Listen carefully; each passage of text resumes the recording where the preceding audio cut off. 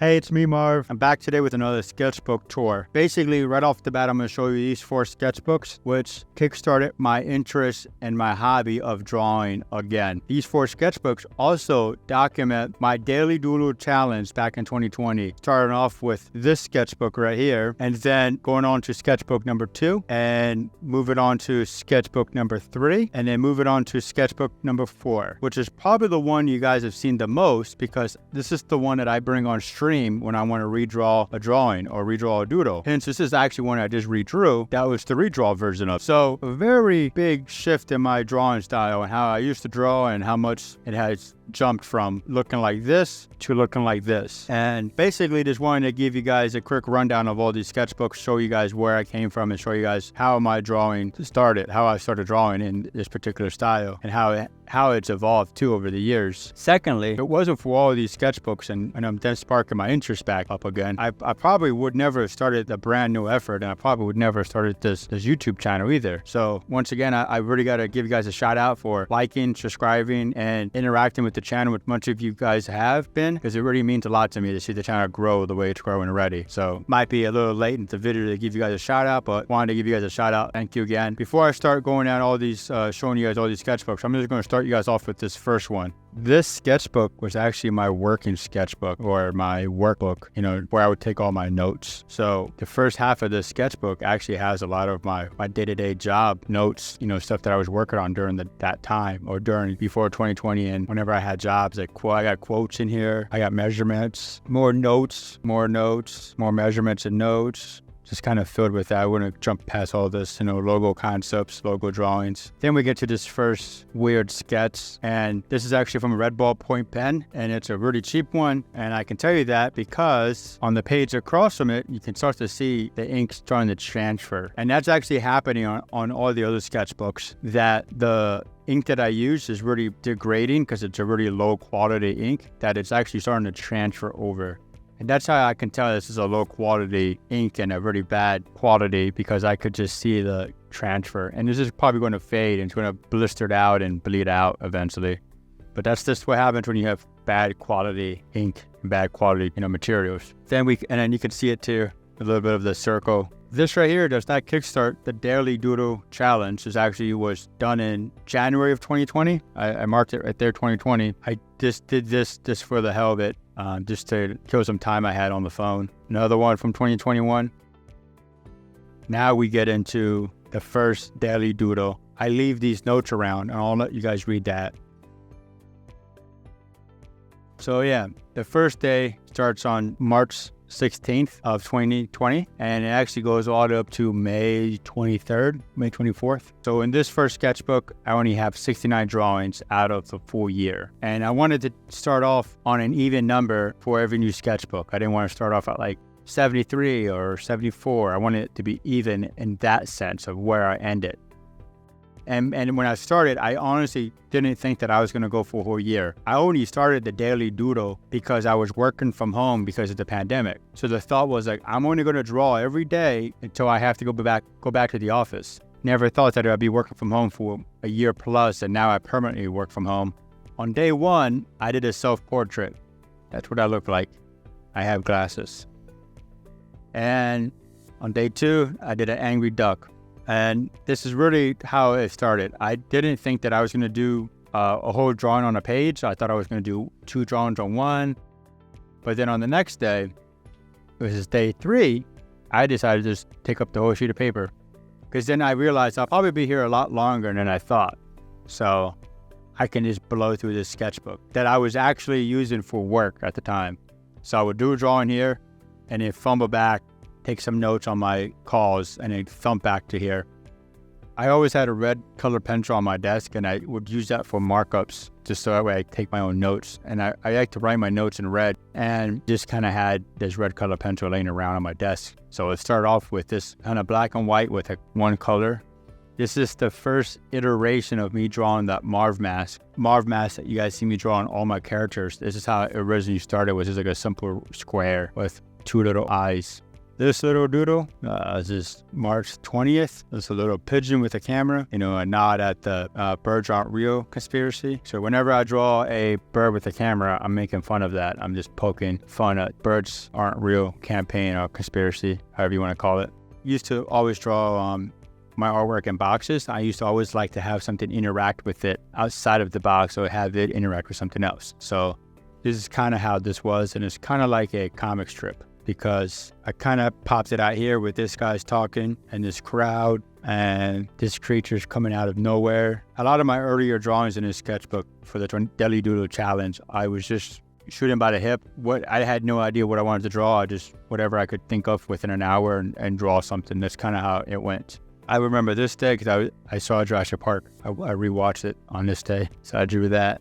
This was another one. There's the bird again with the camera, which is just a nod at the whole birds aren't real conspiracy. And you see, I constantly flip-flop back and forth. Sometimes, I think I remember this one. This one I might have had a nightmare, and I just drew what I thought I had a nightmare about. And my hands were so bad. I could never draw hands. Even this face is like kind of warped. There's another one. And since this was the 25th, I'm going to assume that I was probably really busy or scattered brain, because there's nothing here that makes sense. There's no cohesive drawing. It's just like a bunch of random elements. So that's kind of what it tells me about this particular piece right now. And like pieces like this, I probably had a little bit of a slower day to think about what I was drawing, and I actually put some thought behind the illustration.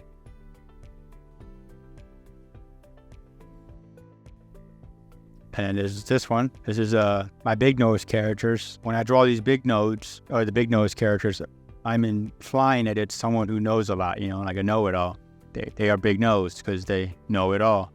They typically have a white eye because they don't see anything. They just know it all. So they're typically blind to seeing what they're wrong to knowing. That's kind of why I draw these characters like that. And then there's a little, trash panda, or a raccoon, or a possum, or a raccoon. I don't remember. Looks more like a raccoon.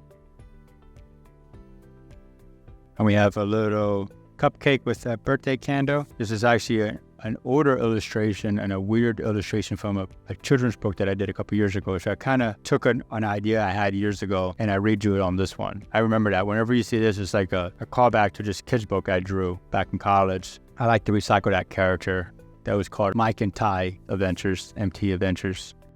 Drawing a lot of skulls. This is just a little piggy bank. And a lot of my drawings early on, I looked at no reference. I'm just shooting by the hip, drawing whatever I felt like drawing that day, and just kind of figuring it out as I went along. I really had no idea what I was going to put together. And it's kind of still like that when you see my shorts. If you watch the shorts, you'll see how I just do a lot of scribbling before I landed on an idea. And this one's kind of similar too. It kind of has elements that don't really connect or make sense with each other, and just the top of a skull. But why is it? That doesn't make sense why it's cut like that.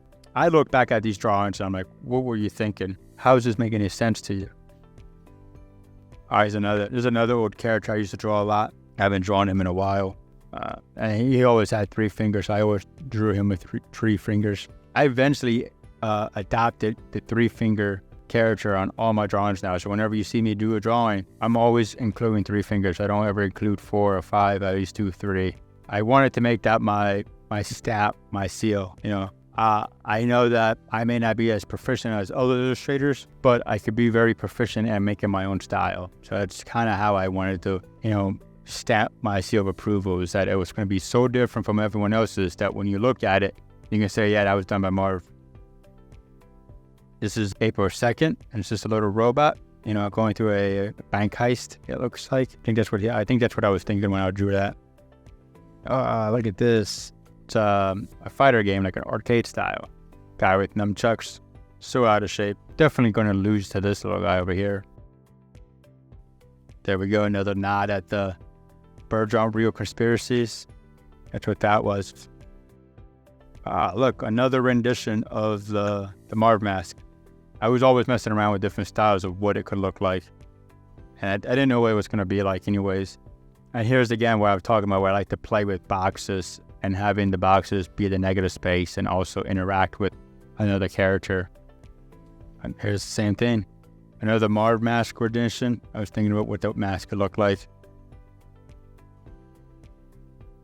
Another odd doodle. It's just red circle with a big brain, but it's just more of a skull for a brain. Pouring himself a drink. Couldn't tell you what it meant. No rhyme or reason. Just something I had an idea, I drew it, and that was it.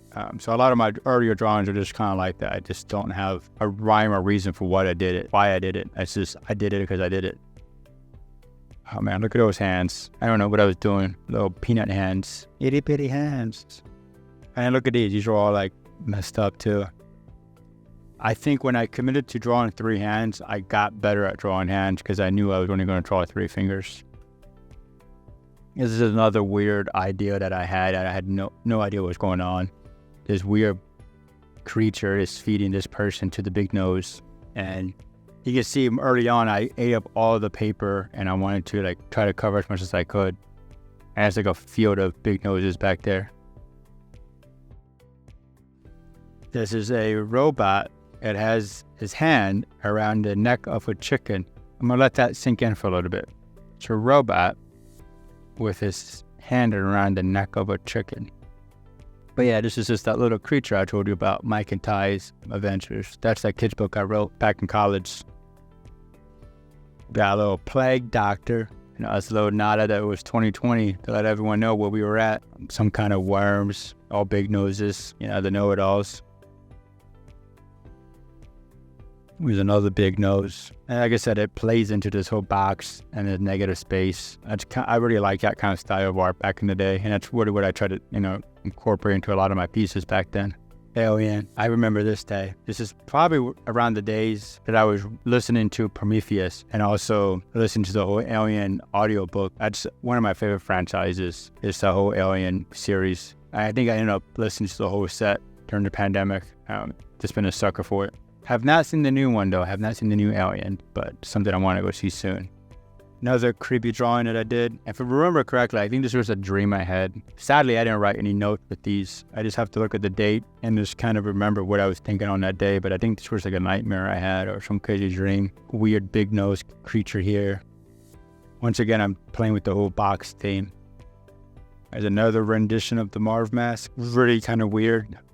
I don't know what's going on with this creature. Like he's got this short arm, but this really long arm. His hand's like almost good enough to be a hand. And he's got like a flat head. I think I meant to make him a big head, but I made him like a flat head. I don't know. I have no idea what we're doing here. This is one of those days where I was like, I must have been busy. He's like a nice little devil creature sitting at the top of that cup and just kind of laughing because all the people are being fed to this creature. I don't know if you can see that, but there's a person in the shadow right there just kind of sitting there. It's supposed to be like a skull, the corner of a skull right there. But yeah, like I said, I like playing with that negative space and like having a box. It's always really nice to see artwork pop that box too. There's that same creature again from Mike and Ty's. 2 snakes, but they're all kind of connected as one. The big nose. This is one of those drawings where I couldn't really tell you what I was thinking. Must have been busy because it's very disconnected. Probably the worst drawing in this sketchbook. It's just so bad. Look at this. Line work's kind of weak. I don't know what the concept was, but this one's not bad. These are just kind of like poo-poo. I think I started off with this, and I ended up getting sidetracked with something else, or distracted with something else, and I came back to it later in the day. I just kind of rushed it, so shame on me on that. But we got a banger on the next one. Look at this. Look at this Doodle. Got a little superhero. Look at that superhero. Octopus. Can't go wrong with that. I started getting markers and color pencils from my friend who used to work at AC Moore. And AC Moore went out of business, so I was very blessed and very lucky to get a lot of free art supplies from them. Because of that, I started incorporating color into the drawings. And I gotta be honest, I had never touched markers or color pencils or any of that in an art format since I left art college. I went to art college. I graduated in 2012. From 12 to 2020, I never picked up another marker, a paintbrush. I never really got back into creating art like I used to. This is one of the first times that I actually had markers and I started to color with them again. And you'll see, when I first started coloring with the markers, I kind of just looked at my own artwork as a coloring book and kind of just stayed within the lines and very, safe with it. And you see here, I didn't even have those 2 colors touch. So, but eventually I actually just ended up overlapping them and getting much more comfortable with the colors. But I used a lot of the blue. I just thought the blue popped. Especially made the drawings have a nice contrast between like this dark shadow and this too. Once again, more of a coloring book feel. These are robots, and robots are something I always wanted to get better at drawing. I'm not really good at drawing them still, but that's something I would like to work on, is get better at drawing really nice robots. Once again, we got some weird drawing going on. Actually, sure, I couldn't tell you. This drawing right here, we actually have it a sticker. I made a sticker out of this one. Took an Illustrator, redrew over it, and then I went ahead and made a sticker out of it. One of my favorite stickers that I made. There's another rendition of the Marv mask, but it's kind of more of a skulls mask. I think this was probably around Easter time, since it's when I drew this. It says 425, but I can't remember. I could be wrong. Not all these drawings I remember everything about them, but I can kind of tell you how that was going at that time. Chicken with hands. This is another interesting drawing. I guess big into this square. But as you can see, the last handful of drawings have been more restricted into like a center area, a square, because I'm starting to pick up on the fact that I gotta be quicker. I'm assuming this was probably around springtime, because I started drawing flies, thousand leggers, some weird little creature up here, and that looks like it'd be bug repellent, a bug spray. So I'm guessing this was probably around the time I started seeing the bugs around the house, so this must have been around springtime. Now we got two doodles that are in their separate boxes, kind of interacting with each other. And you see that I kind of cut them at interesting spots, because one, I liked the way that it flowed into the paper color. And two, I didn't want to do all that drawing for a body when I didn't want to spend that much time on a piece. I was just kind of trying to be quick. How fast can I be? I started to draw the three fingers here. So this is one of the earlier drawings where I started committing to the three finger drawing. And that's, like I said, that's something I committed to now. I still draw the three fingers on all my drawings. Another odd drawing that I got here, and these hands just kill me. Oh man. Another random off the cuff drawing. And like I said, none of these have any reference. I'm just spitting them as I go. I remember what day this was. This is another drawing of the times of what was going on in the world. So I got a big nose drinking poison or being forced poison. And I started mixing my colors too. So I got a lighter green marker, and I got a medium green marker in there, and I got a darker green. So there's actually 3 greens in there. Got another bigger piece. That's another version of the Marv mask. It's starting to look more like what we recognize it today as, but still kind of figuring that out. Oh man, this is another nightmare, tell you that. 2 big noses, kind of pulling apart this particular person right here. But yeah, I remember this was a nightmare, I think. There's another off-the-cuff random drawing. So I got dead astronaut, or dead scuba diver, you want to call it that. This one kind of reminds me of Dr. Seuss, when they used to ride those crazy cars and have those crazy houses. This is kind of what it reminds me of. I couldn't tell you what I was thinking of that day or what my headplace was, but just by the look of this, I would imagine I was probably scatterbrained. And another robot. Trying to get a little better with drawing robots, I think, but always could be better. Here's a big nose and another big nose character. And look, me committing to the 3 fingers on this drawing too.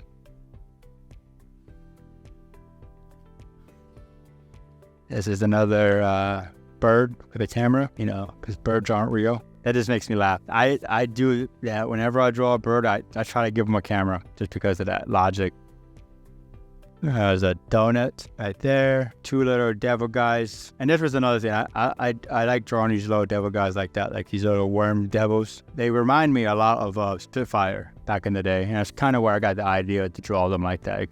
And they also remind me of Toy Machine too. If you look at that, kind of like the top of Toy Machine right there. That's kind of where I got my inspiration to draw these little, devil worms.